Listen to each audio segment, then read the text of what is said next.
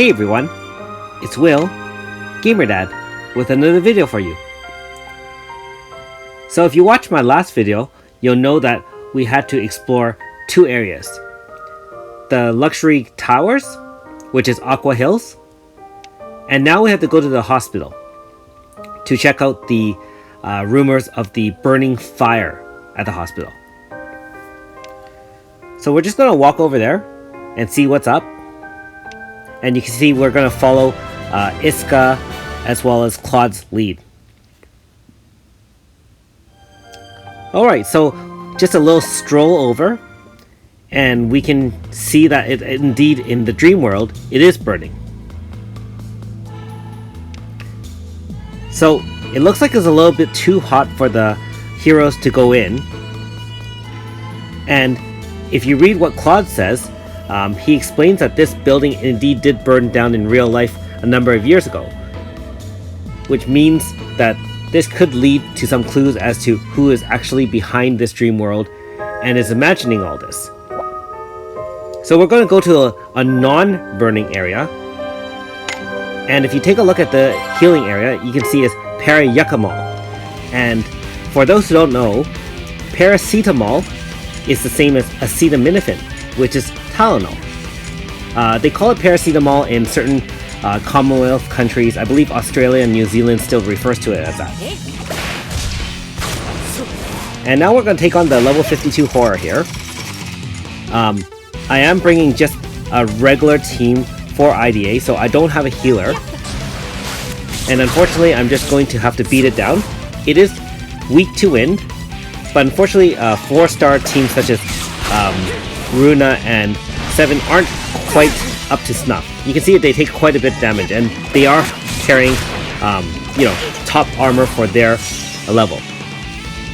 I'm going to save the bar for later on, but of course with Mighty in the lead, it's not too much of a trouble. So I'm sure if you have Iska or Claude, it's going to be no problem. They're both Wind 4.5 or 5-star characters.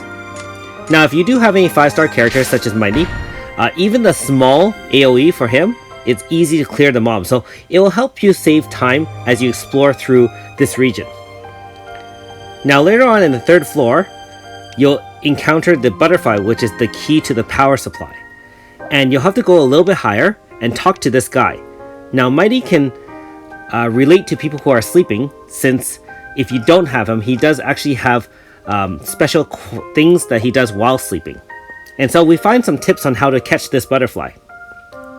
Now you can see there are 5 different choices, 4 regular ones, and of course cancel as well.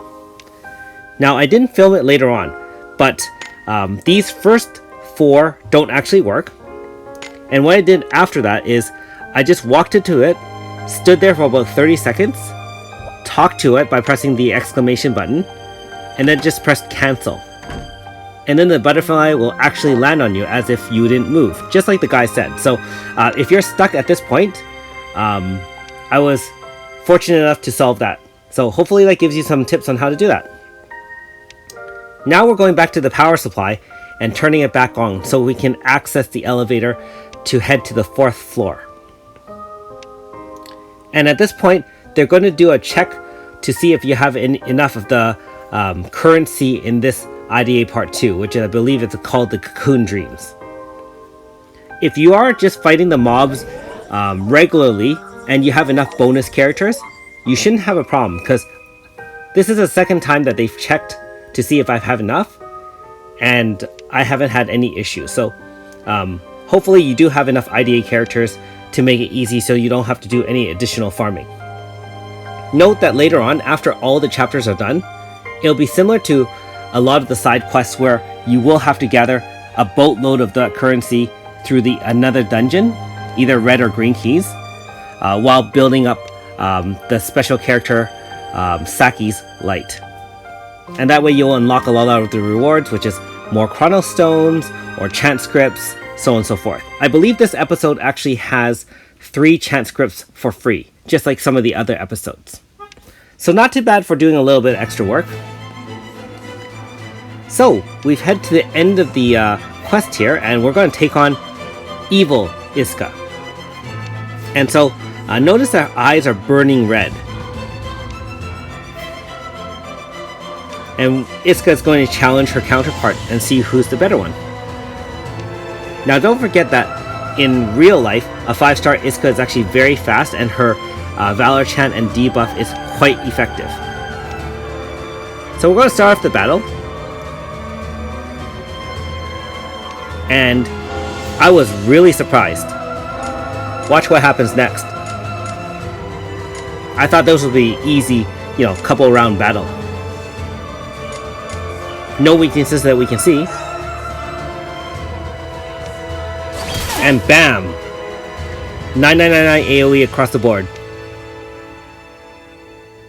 So of course this is part of the storyline, so do not fret if your party gets wiped out. I mean, even my 5-star Mighty got hit in one round. And look who's here to save us. It's Saki. So, she is introduced to you in IDA School Part 1 side quest. And I'm not going to say any more spoilers, just in case you haven't already done it. But she is related to that first quest. So hopefully you guys get a chance to do that if you haven't already. And unlock some of those chapters and read a little bit more into her and her origins. And so from there, you'll understand why she's able to access the dream world in part 2. And why she's kind of affiliated with it and drawn to it. So at this point, she's a little bit confused. And so Mighty's going to bring her back to the real world to kind of get looked after and taken care of. So that'll leave the rest of us, of course, to continue on with the quest and regather our thoughts and strategies at the IDEA home base. So that concludes this side quest. Thanks for watching. We'll see you next time.